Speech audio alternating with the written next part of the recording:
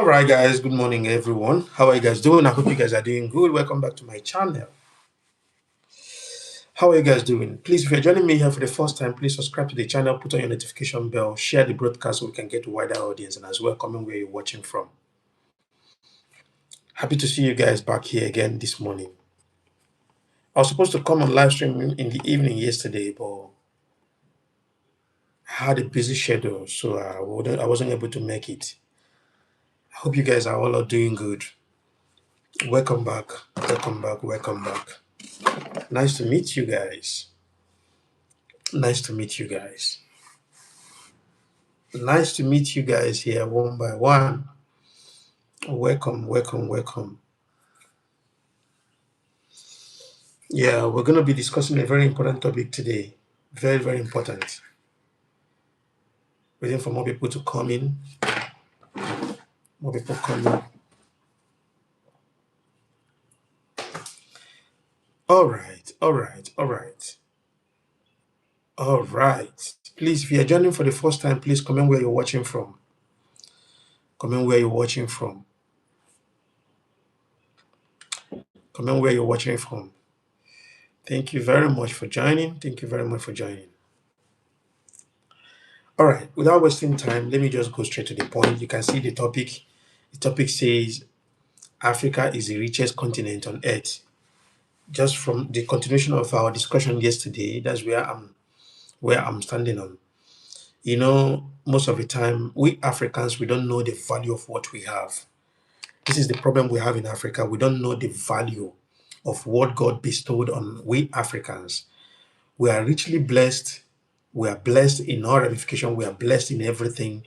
We are blessed in human capacity. We are blessed in natural resources. We are blessed in all ramification. But we Africans don't know the value of what God blessed us with. That is one of the reasons why we overlooked the things that God blessed us with. We overlooked them, and the people that knows the value came from outside to come and enjoy and reap what God blessed us with.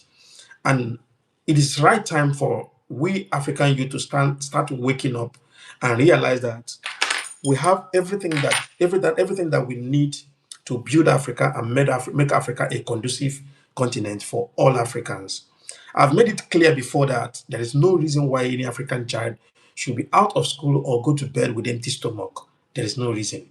Now, I watched a video. There's a video that I watched, and this video got me. You know, when I watched this video, I felt deeply sad. Sorry, let me answer call. Okay. Hello? Hello? Yeah, Uche. Go ahead, yeah. Yes, yep. Yeah, near Leba, yes. Yeah, Onyelagi key. Yeah, Leba. Okay, okay. That get clean Leba first. Okay, okay. All right, sorry guys. So, you know, we Africans, we don't know the value of what we have. We don't really know the value of what we have until the day we realize and get to understand that we are richly blessed and we are in fact, we are the richest continent on earth. We will not, you know, most of the time, I keep telling people, if I have everything that I need in Africa, what is the essence or what is the need or what reason will make me to leave Africa to another continent in search of greener pasture? Now, for the case of Burkina Faso, right, you know, there are a lot of things people don't understand. Ibrahim Traoré, the reason why most of the African leaders are very angry with Ibrahim Traoré is because Ibrahim Traoré is exposing a lot of things in Africa. Ibrahim Traoré is making us to know that we can utilize our resources. Ibrahim Traoré is making us to understand that Africa, with African resources, Africa can be greater, much more greater than any continent on earth. So that is one of the reasons why they are very angry, because Ibrahim Traoré is exposing them and putting them into shame. This is one of the reasons why they tried all their possible best to eliminate him. You can imagine a young, vibrant guy that have survived, 20 times assassination attempt. You can imagine. Now the question is, why are they trying to eliminate him? Why are they trying to silence him? Why are they trying to kill him? all because they know that he's exposing them. We've never had a good leader. In fact, apart from our past heroes like Amika Cabral, Kwame Nkrumah, Julius Nyerere of Tanzania, Thomas Sankara, and all the rest, apart from them, and Muammar Gaddafi, apart from these people that I mentioned, we've never had any reasonable leader in Africa. All we have in Africa are all puppets. They are Western puppets. They are leaders that are licking the ass of the colonial masters. They will come during like in Nigeria, we celebrate Independence Day every 1st October. Every 1st October, they will tell you that we are celebrating independence. Me, I've never celebrated independence because, first of all, we've never had independence yet in the first place. Our resources have been under control of the West. So, what is the independence about everything that we celebrate? There's no independence in Nigeria. There's no independence in Africa because we still rely on the West to survive. We still rely on the West to be able to make decisions. Like I said yesterday, you can imagine out of the countries in Africa, the whole of the country in Africa, there is no single country in Africa that has a permanent seat in the UN Security Council. There is none. There is none. So everything they do in the United Nations is at the back of Africans. We don't know nothing about anything that is going on in the world. We have uranium. We have resources to build our own have a missile plant in Africa. I mean, the whole of Africa, just only the whole of Africa. Let's have one missile plant. We don't have, but we have uranium. They will take our uranium to another country to go and develop their own missiles and have military capacity, and we will be at the back of the world. This is one of the reasons why they term Africa as a third world continent, third world country. I don't know if somebody's getting to understand my point. You know, until the day we African youth, because I believe very well that our generation will change a lot of things. Our generation will make a big impact in this world, in Africa. You know, people are waking up. People are waking up. People are started waking up. You can imagine in Nigeria today that people will put, this is one of the reasons why I'm so happy that we have social media platforms. We have social media, where we can be able to air our views, say our opinions. We don't need to go to radio stations. We don't need to go to TV stations. We don't need to go to, newspapers, stands to go and, air our views. Where they will edit our words. They will not put it the way it is. We have social media platforms where we say it the way it is and the way it's supposed to be. Now, this is one of the reasons why I said our generation will make things right. First of all, you can remember vividly when Gaddafi was eliminated in 2011. Gaddafi was killed. I think 2011 August or thereabout. Gaddafi was killed. First of all, before they killed Gaddafi, they first of all demonized Gaddafi, make Gaddafi look like enemy. They make Gaddafi look like a demon to Africans, and people bought it. People believed it. They came and tell you that Gaddafi was a tyrant, Gaddafi was a dictator, Gaddafi was using iron fist on the Libyans. But all was lies on from the pit of hell. There was no platform, there was no avenue to debunk this news. This is what they do when they want to demonize, when they want to take hold of your resources. They first of all demonize the leader that stands tall to make sure that he protects the resources of his country. They will make him look like the demon to the world. I don't know if somebody is getting to understand my point. This is what they did to Idi Amin. Idi Amin, go and read history. Idi Amin was not as bad as they painted him. Idi Amin of Uganda was not as bad as they painted him. Do you know the reason why they painted him and people bought it? Because there was no social media. People relied on television news, radio station news and the newspapers. Meanwhile, you understand very well that African media houses have been bought by the West. They have been compromised. All we have in Africa then was brown envelope journalists that can never put out the main information out there to the people. They will only sell lies to the people, and people believed it. Now they demonized Idi Amin of Uganda, made Idi Amin of Uganda look like the demon himself. But do you know why? Because Idi Amin said no, that I can never be a president and I have resources in my country and you will be coming to my country, taking my resources and be giving me percentage. This is the problem that Ibrahim Traoré had with the France. Ibrahim Traoré, will you believe me that Burkina Faso, as the fourth gold largest producing country in Africa, was only receiving 20% of their resources. 20%. 20% of their resources. That was what Burkina Faso was receiving. 20% of their resources. And they had president. And the president was a puppet. When Thomas Sankara came, they saw that Thomas Sankara was having the same similar spirit and the same motive as Ibrahim Traoré. Thomas Sankara did everything humanly possible. Whatever you see Ibrahim Traoré doing today was the aim and what Thomas Sankara was doing in Burkina Faso. And he was changing a lot of things. Burkina Faso was returning to the shape. And at the end of the day, what did they do? They eliminated Thomas Sankara through his own brother, his own friend. This is one of the reasons why I will tell you that I am super proud of my generation. Do you know why I say that? Because we are getting it right in this dispensation. Now, what happened? They demonized Idi Amin of Uganda, made Idi Amin of Uganda look like the real demon. Now, today, if they ask you who is Idi Amin of Uganda, you will say Idi Amin of Uganda was a dictator in Uganda. But you did not read histories and know what was wrong and what was going on. What Idi Amin did in Uganda, or the positive impact of Idi Amin of Uganda. Idi Amin came and chased all of them away. He chased all of them away and took charge of his resources. And Uganda was transforming. Ugandans was happy. They were happy. But they tagged him as a dictator and people bought it. At the end of the day, he was eliminated.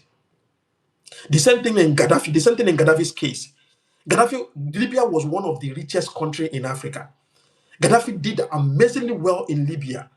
During the time of Gaddafi, there is no Libyan that you will find anywhere in the world looking for greener pasture anywhere.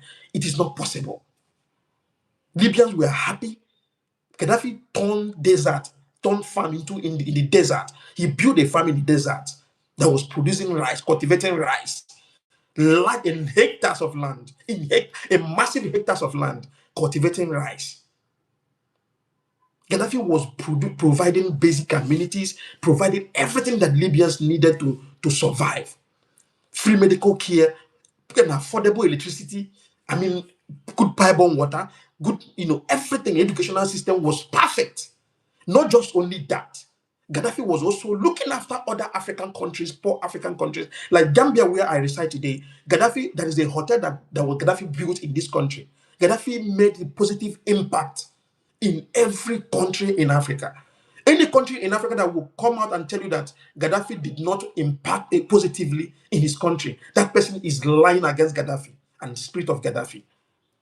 Gaddafi was one of the best presidents. You know where they got it, where they said that Gaddafi, where they started, holding Gaddafi on, because Gaddafi was standing for one African continent where we will be able to have one leadership, one currency, and everything will be normalized with one borderless Africa. And this was one of the things that will make Africa economy to grow.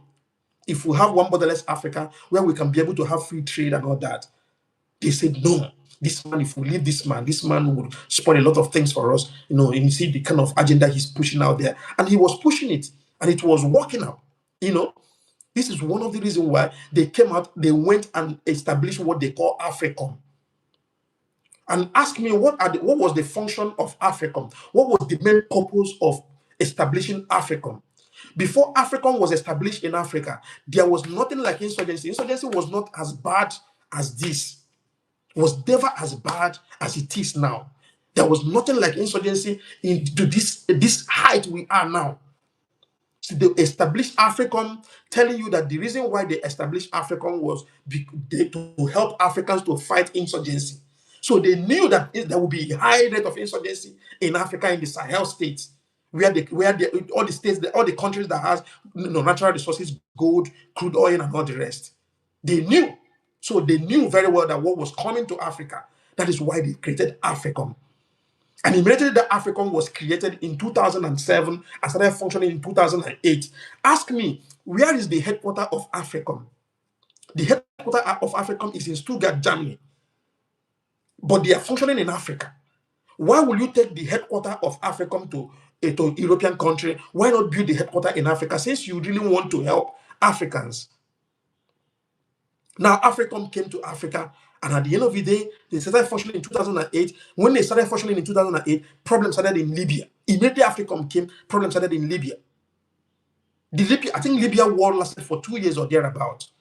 Immediately, AFRICOM, they established AFRICOM in Africa, meaning that these guys knows what they are doing. Their agenda is to destabilize Africa. Their main purpose is to destabilize Africa so that we can be puppets, so we can be hungry, we can be begging them for food, we can be jumping Mediterranean Sea to cross to their country, and they will be using us as slaves. With the resources God bestowed on Africa, I don't think there is any reason, any tangible reason why our people, our young, youth will be jumping Mediterranean Sea, taking risk, knowing fully well that is a 50-50 chance, taking risk to cross to Mediterranean Sea, just to look for greener pasture. And at the end of the day, when they get there, they will be subjected into inhuman condition. Some of them, they will be throwing them into the farm and be doing African jobs. Like I said, there is still that little tendency of slavery going on in the world against Africans. We are still being seen as slaves. I'm telling you, what I'm telling you now, nobody else will tell you this, but I'm telling you the gospel truth. Now, what am I talking about? So now, when they established this AFRICOM came to Africa in 2007 and started functioning in 2008, and war in Libya started 2010. This is a pure sabotage. This is a pure indication that these people knew what they were coming for. Now, and Gaddafi was their main target because they know very well that when they get Gaddafi, they've gotten Africa. And immediately Gaddafi was eliminated in 2011. That is when these people captured Africa back again in 2011. Because you know very well that all our leaders are all puppets. And when you are a puppet, they wouldn't mind for you to last for 300 years in the seat of power. That is why they will protect Museveni of Uganda. That is why they will protect Paul Biya of Cameroon. That is why they will protect Obiang of Equatorial Guinea. That is why they will protect all these old people that are supposed to go retirement. They will be protecting them because these guys are puppets. That is why they hated Yahya Jammeh of the Gambia. Yahya Jammeh was never part of this puppet. Yahya Jammeh, denounced them. Yahya Jammeh, moved out of Commonwealth. Yahya Jammeh was never a puppet. So they fought tooth and nail to make sure that they eliminated him and they removed him from power. And they removed it. They succeeded. Not just only that, there are a lot of, you may not understand what I'm talking about, but I'm telling you the gospel truth. Yeah, Charles, my brother, they are sellouts. These guys are sellouts. People that we entrusted our mandate to, people that we trusted with all our heart that to carry on the mantle of leadership in our continent, in our countries, they are sellouts. These guys can do anything for power. This is one of the reasons why. Now, let me tell you the gospel truth. What you don't know. If you don't know this today, put it at the back of your mind. In everything these Westerners do, their main target in Africa is Ibrahim Traoré. This guy behind me here. He is their main target. He is the Gaddafi that they are seeing today. He is a stumbling block to them.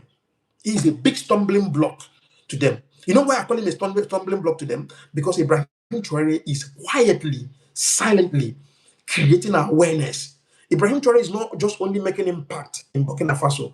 Ibrahim Traoré is making emotional impact to the African youth heart. Every single African youth knows very well that Ibrahim Traoré is a stumbling block to the West. This is one of the reasons why I'm kind of scared of this kind of a partnership they are having with the Americans. Because these people cannot be trusted. Though Ibrahim Traoré is a very reasonable and intelligent person, I know very well that whatever he does with his caution. He does with common sense. This is one of the reasons why they are fighting tooth and nail to eliminate him. Because someone that came to power in 2023, a country that a fourth largest gold producing country in Africa that cannot afford 3,000 square meter 3,000 kilometer paved road for the past 50 years. I was in Burkina Faso in 2012. I was also in Burkina Faso, I think 2013 or 2014. There was no road in Burkina Faso. There was no road from Ouagadougou, in fact, from Fada down to Ouagadougou, from Ouagadougou down to the end of the country. There was no road. There was no bridge anywhere. There was no flyover anywhere. A country that produces gold, gold largest producing country in Africa, cannot afford 3,000 kilometer paved road for over 50 something years of their independence, or 60 something years now. Immediately, since Thomas Sankara left, when Thomas Sankara left, Thomas Sankara was trying to fix things that were, dilapidated or spoiled by the previous government, but they did not allow him to stay. He was eliminated. Now, for decades, till Ibrahim Traoré came on board. Ibrahim Traoré came on board. You can imagine, like I said before Ibrahim Traoré came, Burkina Faso was only receiving 20% of their resources. You can imagine, in my own country, with my own gold, with my own resources that God bestowed on us, you came to my country and started taking my own resources and be giving me 20%. Peanut. This 20% cannot even pay salaries of the civil servant. This 20% cannot even, fix, the infrastructural development, in the country, cannot fix the government buildings or fix things, make things work, cannot fix hospitals, cannot provide basic amenities. This 20%. So how can this country survive? Plus the corruption that is already in the country. The private government was already eating from that 20%. Now, Ibrahim Traoré came. When he came, he summoned all the mining companies in Burkina Faso and asked them. They told him, they brought out the agreement and all that. He told them, listen, how can you be giving us 20% of our resources in our own country? Our own resources again. They said, no, because you don't have mining equipment. You don't have the experience of mining. So that is the reason why we bring in investors to come and mine and give you guys 20%. Ibrahim Traoré said, today I will terminate the contract. This is where these people got mad. He terminated the contract, paid them the remaining balance that was remaining, paid them off, the hands off. Burkina Faso did not mine for at least 6 months. Ibrahim Traoré took out his time to purchase mining equipment and train his people in mining. At the end of the day, today as we speak, Burkina Faso is mining by themselves with their own equipment. That is where Ibrahim Traoré is getting the money to fund the project that is going on in Burkina Faso. He did not stop there. He looked around the roads and see that the roads are dilapidated, the roads are nothing to write home about. He summoned all the foreign contractors that were brought to fix the road. He told them, no, how can you people be holding this contract for years? You know the game they play in Africa, these politicians play in Africa. A politician will bring a foreign contractor, this Lebanese contract and all that, bring them, but sometimes they're not even contractors. These guys are just imposters. They will bring them in and tell them, I'm giving you this contract of 300, let's say 100 kilometer road, right? Okay, let's say I'm giving you a contract of 10 kilometer road, right? How much are you charging me? They will charge you 1,000 CFA. When they charge them 1,000 CFA, they will tell the state government, they will tell the government that the Minister of Works will tell the government that these people charge them 1,500. They will put their own money and they will put 50% of their own money, in the budget, and the government will give them the money. When the government give them the money, the same contractor that took this contract will pay the minister, will settle the Minister of Works with, let's say, 20% from that money. Settle the local government chairman of that road, of that constituency that where the road is situated, settle them with maybe 10%, settle the councillor, settle. This is what they do at the end of the day before they even resume work. The money have already gone, over 50% is already gone. And you know very well that this 50% cannot be able to finish this road. This is one of the reasons why when they give them, when they award the contract to them, they will just bring Caterpillar, bring their equipment and do like as if the more you look, the less you see. They will abandon the project and disappear because they've gotten the money, and the money they've gotten, they distributed the money, and the money that is remaining in their hands cannot be enough to finish the project. They will abandon the project and take the rest of the money and go. There will be no prosecution. There will be no arrest. These guys will go scot-free. Do you know why they will not be arrested? Because government is involved. So if they arrest them, a lot of things will come out. So this is exactly the game that they played in Burkina Faso. Ibrahim Traoré summoned all the contractors and tell them, now, I am tired of your pattern of job. You guys will have to go. He terminated their contract and they left. He went and purchased over 1,000 equipment of construction, equipment. He went and purchased over 1,000 construction equipment. Hello? Hello? Morning.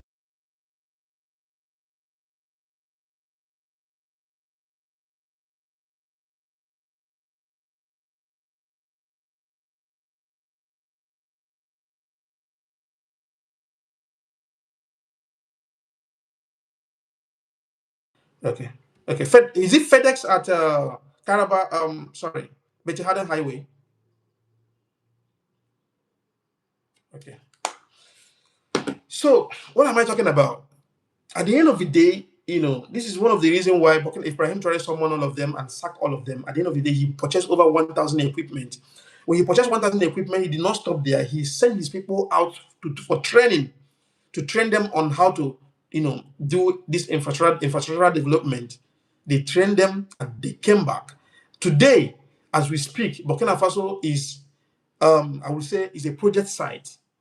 It's like a project site. Every corner of Burkina Faso is taking shape. So far, so good. Since 2023 till now, but Ibrahim Traoré have, given his people over 5,000 kilometer paved road. Over 5,000 kilometer paved road. This is a country that cannot boast of up to 3,000 kilometer paved road for the past 50 years. Right now, as we speak, Ibrahim Traoré is building bridges, creating companies, building infrastructure, building, innovating government buildings, building, manufacturing companies in Burkina Faso that is creating jobs, doing a lot of things. And you are telling me that this kind of leader is not what we need in Africa. This is what we need. This is the kind of leaders that we need. A leader that is intentional, that wants the best for his people. A leader that is intentional, that wants to make sure that everybody enjoys dividends of democracy. A leader that wants to do more for his people, that is eager to do more to make his people happy. He's not a leader that will come to power today. The next day, the next thing he do is to send all his children to America, buy big houses in America, send his relatives to America to go and have a good life, and then come back to this country or come back to Africa to come and subject their people into abject poverty, stealing from the public fund. Like I said yesterday, listen, there's always one thing that you have to put at the back of your mind. Public fund is a dangerous disease. Public fund is a disaster that can kill, destroy generations. If you are that one person that always enjoys eating public fund, if you are that one person that always enjoy eating public fund, I can tell you for free that your days are numbered, and your children, your grandchildren, your great-grandchildren will reap from it. I'm telling you the gospel truth. Just take your time, go back and think and reason very well. All these African leaders, what is their end? How about their children? How does their children look like now? Some of them, their children are drug addicts. Some of them, their children are criminals. Some of them, their children are bad danger in the society. This is the negative effect of eating public fund. The more you are eating public fund, the more you are inflicting pain, agony into your life and your generation. So I'm not bothered if they feel like they want to. Like I told you I told you guys a story of from my maternal home, right? During the slave trade, not even before the Biafran War, right? During the slave trade, there was one man in my maternal home that by the name Michael, right? This man was one of the people that sold a lot of people to slaves, right? This man did a lot of bad things. I mean, this what I'm saying now is about 1918 something to 19 something, right? This man did a lot of bad things. So now, what happened? After making all the money that this man made, accumulated all the wealth that he accumulated, he used the money and built story buildings. You can imagine people building story buildings as of 19 something, 1907, 1908, 1910. So he accumulated a lot of wealth for himself and for his kids. Today, the man is dead. Since the man, though I didn't even see the man anyway, it was story and history and the way and the condition of the families, the children of this family. This man is the reason why I'm making this, remark. Now today, the man is no more. The story building that he built collapsed. The man lost everything, his wealth gone.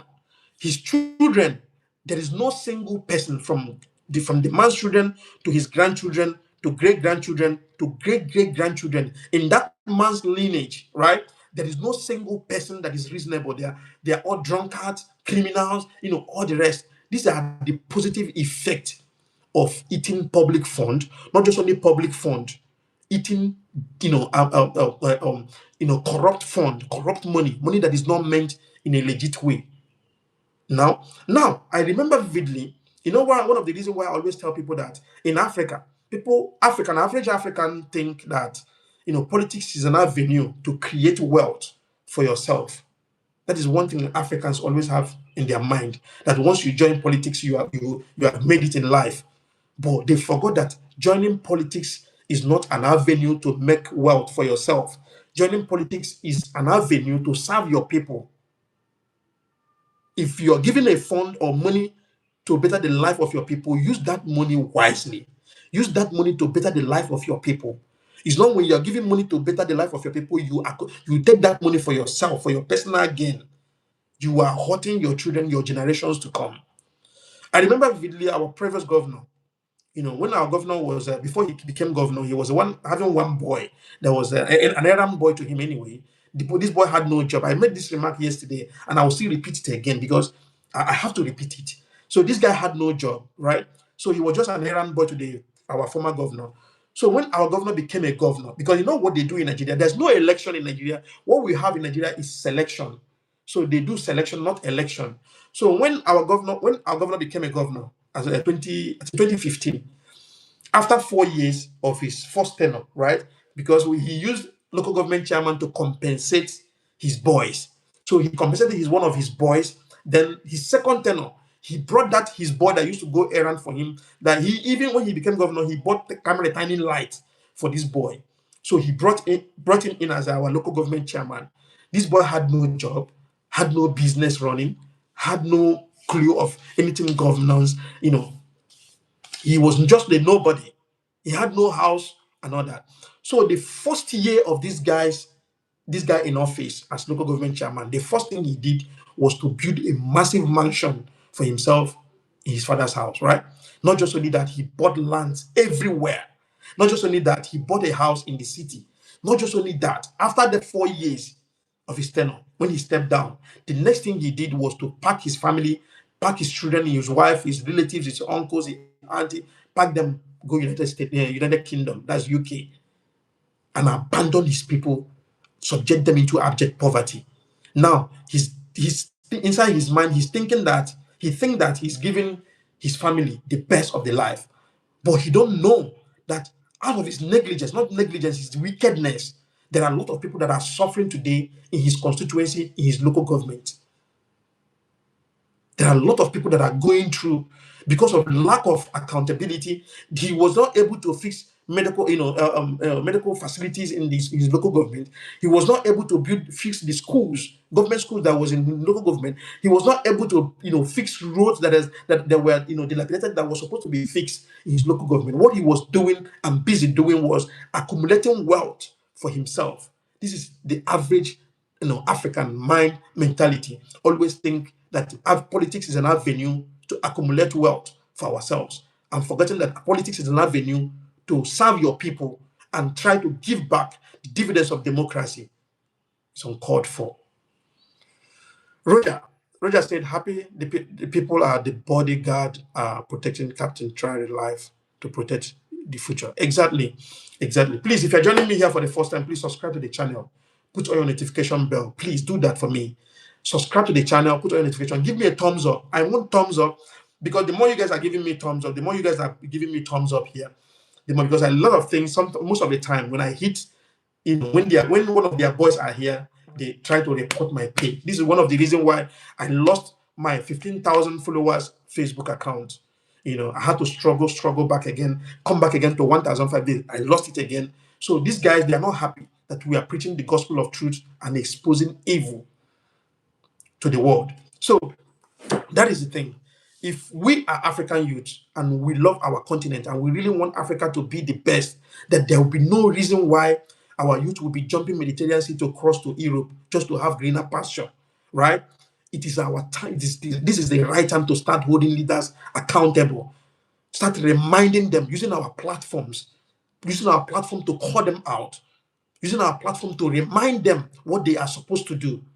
It's not just only sitting on the fence waiting for the change that we desire to come. The change cannot just come anyhow. It is we, the people, that will make sure that the change comes. So please subscribe to the channel, put on your notification bell, and give me a thumbs up. Give me a thumbs up. Thank you very much. In the next 10 minutes, I'll be leaving because I'm going to FedEx to go and pick a package. So I don't have much time to waste anyway. But all I can tell you guys, please, please, and please, in everything that we do, like I said, we have, a lot of people don't know the benefit of having social media handles right now, this day and age. Our social media platforms shouldn't be used to intimidate others, shouldn't be used to oppress others, shouldn't be used to show off what we've gotten.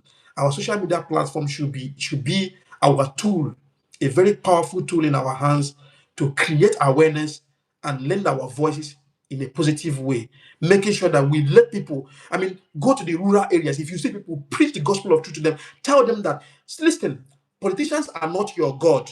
Politicians are not doing you a favor. You are the one that is doing politicians favor. You are the one that gave them your mantle of leadership, that gave them your mandate to come and lead you. So you did a favor to them for them to have a job. And what they are supposed to do in return is to make sure that dividends of democracy reaches you, making sure that medical facilities in your constituency, in your local government, in your state is well fixed, making sure that every road in your constituency is well tarred, that is motorable, making sure that all the schools, government schools in your constituency and your local government is well fixed, so that our children can be able to have a good educational upbringing. Like I said, in Nigeria today, not only in Nigeria, in Africa generally, private schools are milking a lot of parents. Private schools are making life very horrible for parents. You know why? Because government schools are nothing to write home about.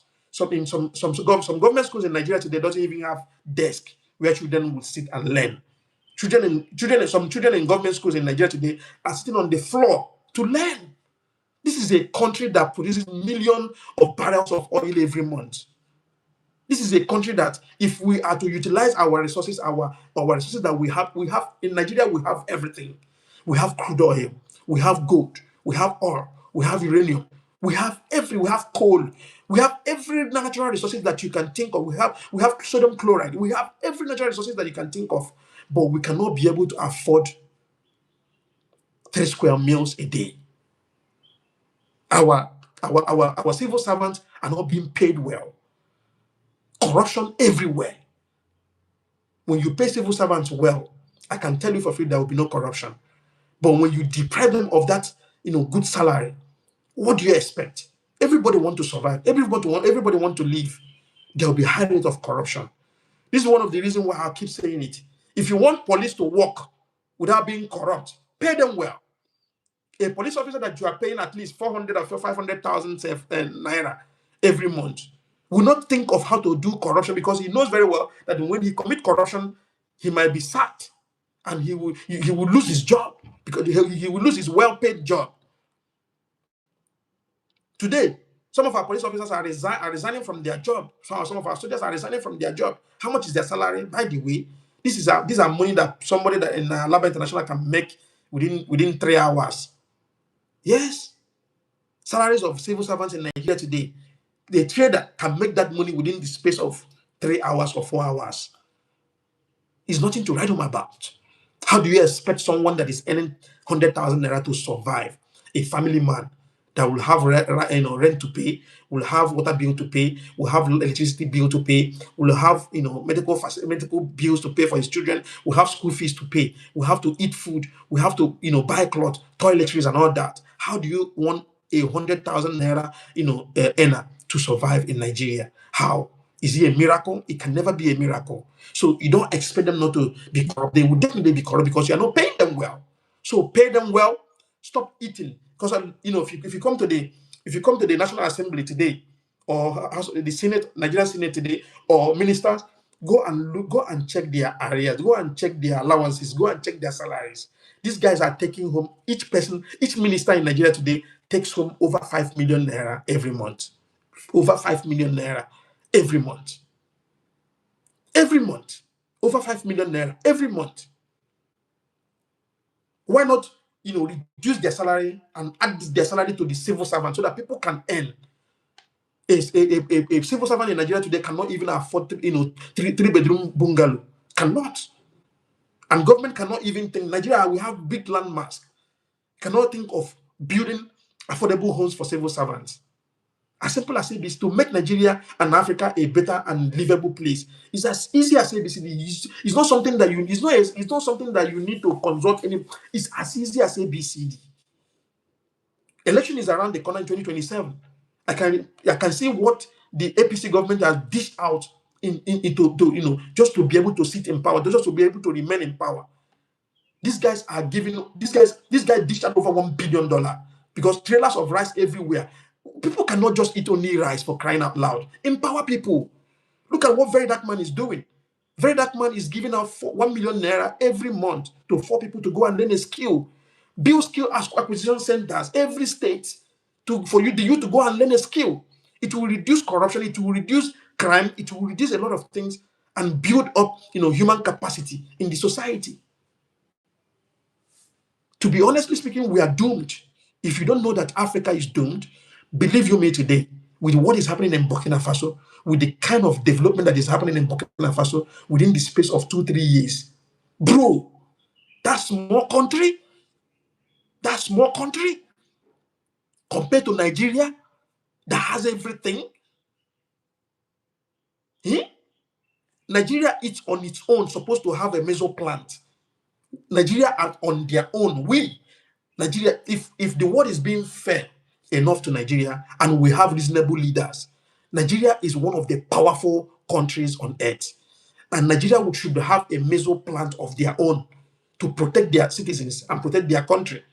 Because we have uranium, but we are shipping it out, and other people are making use of it to protect themselves and subject Africans and subject Nigerians into abject poverty because you feel like your children are not in Nigeria.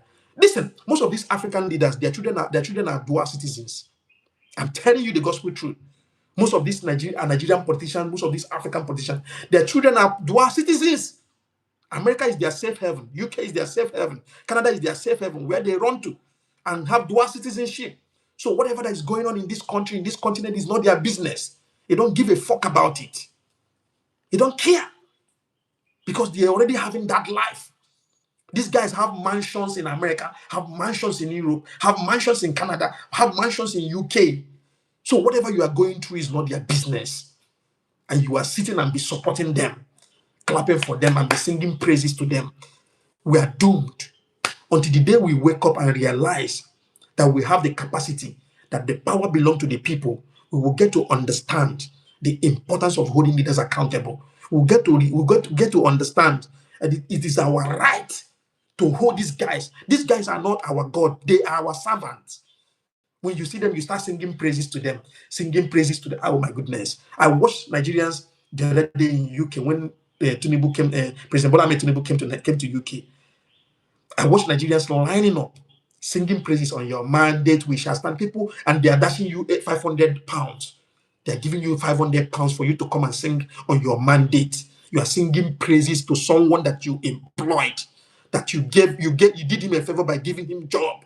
You are singing a praise to him, someone that cannot provide basic amenities, someone that cannot protect you. We have bandits are killing our soldiers, killing our people in the north, and you are singing praises to him, to praise him, to make him look. I mean, Nigerians, we are doomed. We are doomed. Most of the time when I'm preaching, it makes me to be emotional. But to be honestly speaking, sometimes I feel like, is it a crime to be an African? Is it a crime to be an African? I saw one video. I don't want to play the video because I don't know if the video has a copyright. I saw one video where some kids were lined up on the rain because of food. Some African kids. I sent a message to that to the organization, the publication that posted that video. They told me that it's in Kampala, in Uganda. I told them, must you have to line these children up on the rain to be able to have food? Food is essential. Food is a necessity. Food is something that you don't, so no one have to beg you for it. No one have to beg you for it. Food, water, these are the things that nobody should beg you for it. You line them up on the rain just to have food, and these are African kids. And this particular thing is on social media, and the whole world is seeing it. How do you want these people to respect Africans? I saw this video, I cried. We have a very long way to go if we don't change our mindset and change our sense of reasoning. The way we think matters a lot. When you see when you see these criminals, you start singing praises. Hey, our senator, hey, our House of Assembly member, our local government, you start singing praises. Start singing. Nigerians are fond of that. Fond singing praises to someone that you did a favor. You gave your mandate to come and help you to provide basic amenity. You are singing praises to him, making him feel like he's a demigod, like he's a supernatural, like he's the one bringing the money. This is your money. This is your money, for crying out loud. Your local government is receiving allocation every month. Your state government is receiving allocation every month. Use that. Tell your governor, tell your local government chairman to use that money to utilize that money in your local government, your constituency, build infrastructure, build good healthcare system, build good schools. Tell them to build good pipe-borne water. I live in the Gambia. Listen, most of the time when I look at this country where I reside and look at Nigeria, bro, sometimes I feel like I want to cry, but I hold myself. Where I am living now, we are 200 and no, sorry, we're about 2 point something million. And I doubt if Gambia is even on top of 2.5 million in population. I don't think Gambia is up to 2.5 million in population. But do you know in this country, there is pipe-borne water everywhere. Everywhere. If you buy a land in Gambia today, you will not need to sink borehole before you start your project. What you do is to take the document of your land, go to the NAWEC, they will give you a meter and you pay for it, and you bring the meter, they will come and connect water in your property. You start project. The same thing applicable to electricity. You take the proper, your property document to NAWEC, they will give you, meter, and they will come and connect the light for you. And we have light. We have light. We have light. In Gambia today, I can easily walk out of my house by 12 a.m. or 1 p.m. No, sorry. Yeah, 1 a.m. I can walk out of my house. Midnight, 1 a.m., 2 a.m., 3 a.m. Go anywhere I want to go and come back to my house. But you can't try it in Nigeria. Is either armed robbers will kill you, or bandits will kill you, or police will arrest you and beat you to death. This is how horrible it is in Nigeria. At least Gambia is a little bit better than Nigeria. A little bit better in terms of security, in terms of basic amenities. There is nobody in Gambia, there's no youth in Gambia that will go to school, go university, and come out with document, with his result, with his certificate, and come out and stay idle. No way, it's not possible. There must be jobs somewhere for you. But in Nigeria, we have graduates, we have people with BSc, master's degree, that are driving keke napep, that are driving Okada in Nigeria. Well-learned people. I told people some time ago, I told them, listen, if you have an opportunity to leave Nigeria, leave Nigeria. Everywhere is better than Nigeria. Even Cotonou is better than Nigeria. If you don't leave Nigeria, your career will die before you die.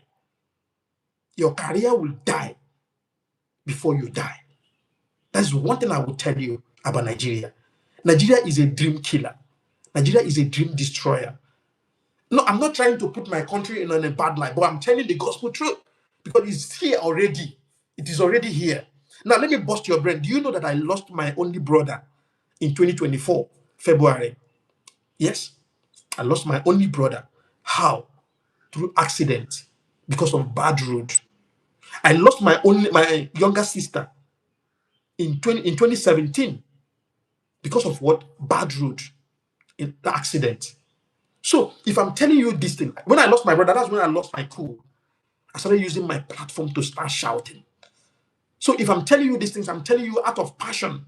I am not on YouTube to make money. Bro, I have my business that I'm running.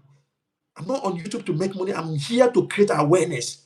I'm here to open people's mind. I'm here to add my quota. I'm here to do what, my passion. Africa, we have a very long way to go. A very, very long way.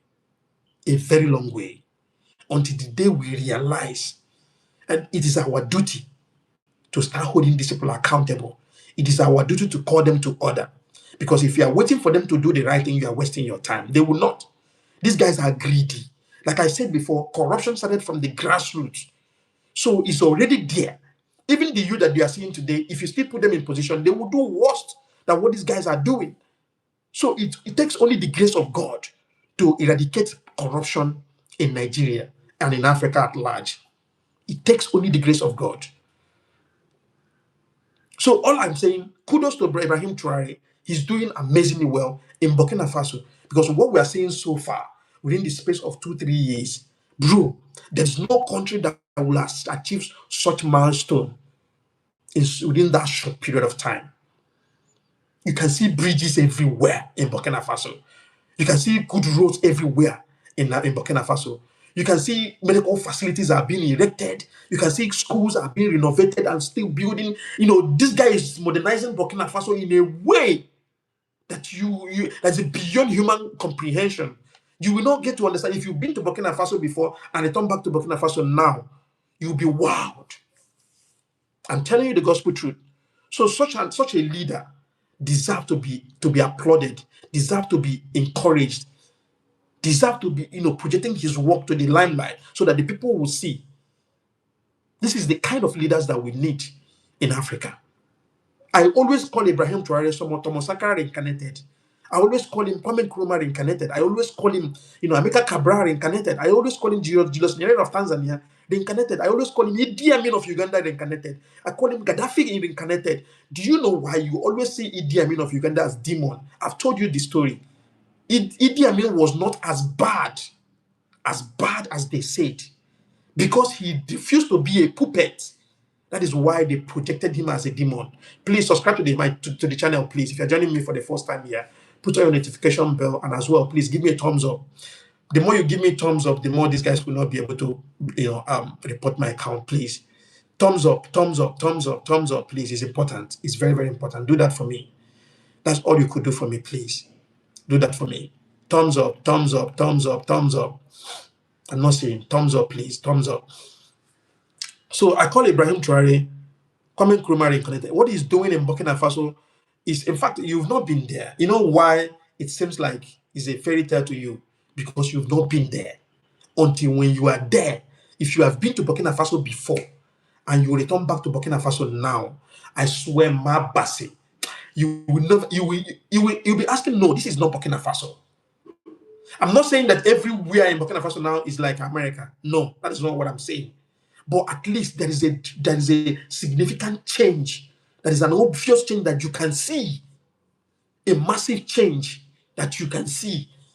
I'm not saying that in Burkina Faso there's still no problem. Yeah, there are still places that need to work. But the guy have added so much value that he promises people that he will be providing 5,000 kilometer paved road every year. But to me, I feel like it is too much to say 5,000 kilometer paved road every year. Maybe it might not be possible, but so far so good. Within the space of 3 years, Ibrahim Traoré have provided over 5,000 kilometer paved road, including bridges and pedestrian walk. This is the kind of leader that we need in Africa. This is the kind of leader that we need in Africa. It's not just only leader that will just want to, enrich it. Listen, I told people, if Ibrahim Traoré today want to be wealthy, if he want to make a decision that will shock everybody, he can decide today to call America, call France, tell them, please come, let's sit in a round table. Let's, give me $1 billion. Let me hands off. I carry my family, my relative, I leave this country. You guys come and take over the country and do whatever you guys want. He can do it. And they will be very, very, very happy to accept his offer. Right? But do you know why? He put himself first. He put his people first. He put his Burkina base first before his own personal gain. You can imagine when it is another person that have that criminal tendency. You think that you'll be sitting to be discovering discussion, they will have hands of things. Look at Senegal. When Jomai Fire and Osman Sokto came, I was one of the happiest people. When they asked, French government to leave and had their military whatever to leave Senegal, to leave Dakar, I was one of the happiest people. Today, what's happening in Senegal? The same Jomai Fire is going back to France to align with French government. I mean, Africans, we cannot stop amusing ourselves. Now, if you're saying coup is the easiest way, no, it's by luck. There was a coup in Niger Republic. There was a coup in Chad. There was a coup in Guinea. There was a coup in Mali. There was a coup in Gabon.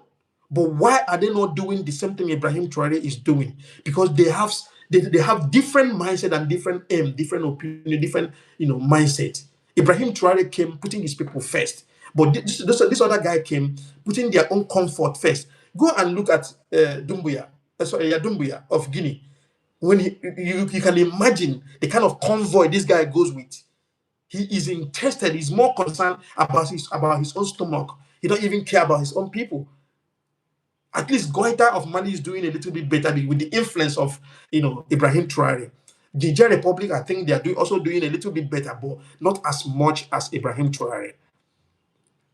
Please, guys, subscribe to the channel. Please give me a thumbs up there. I'll be going off in the next 3 minutes. Please, I will be going off in the next 3 minutes, and I will come back tomorrow morning. So we'll be having this discussion every day. I will make sure that I make our time so we can be having the discussion every day. It's very important. It's very, very, very important. It's very, very, very important. You may not get to understand my point, but I know what I'm saying. We have a very big problem in Africa. And I can tell you for free, election is around the corner in Nigeria and also in the Gambia. We need change. We need positive change. We need educated mind people, young, vibrant mind people, with a digital mindset, not all this analog brain that will come and be bringing us backward. We need people that really want the best for their people, That is one of the reasons why creating awareness is very, very important. Letting people to know what we are supposed to do at the right time. Because, like I said before, if we are not careful, we will be doomed and we will live to regret. I'm telling you the gospel truth. So I'll be ending it here. Thank you very much, guys. I would love to see you guys tomorrow morning. Please put on your notification bell. Please share the broadcast so we can be able to get to wider audience, and give me thumbs up there. Thumbs up, thumbs up. Let me read from the comment section. My brother Charles Okiwe, thank you very much, my brother. Thank you so much. I appreciate you from the depth of my heart. Thank you. You are living in. You say you are living where? You're living in Boston, USA. Thank you very much. Thank you so much. I appreciate you. I appreciate you so much. Who else is there? I see you. What is it? Sandun. Thank you very much for joining here. Thank you very much. I'm giving shout out now to people. I see you, Roger. Thank you so much. Who else is there? Who else is there? I see Roger. Roger said, if Obama won't help his own brother, why would Obama help blacks in the United States as former president 2 term? This streamer is telling the truth. Thank you very much, Roger. Thank you. I really appreciate you. God bless you guys. And I want to see you guys tomorrow morning. Please put on your notification bell. Give me thumbs up there. Give me thumbs up. Put on your notification bell, and as well comment where you're watching from. I have long form videos. I have videos that I've made. I dropped, though some of my videos are not related to politics. But we always, like I said, my channel stands for justice, fairness, and the equity, and also creating awareness, lending my voice in my own way, making sure that we let people know the right thing to do at this point in time, that election is around the corner in Nigeria and the Gambia and other parts of the world and other parts of Africa. Thank you very much, and I want to see you guys tomorrow morning by 9 to 10 a.m.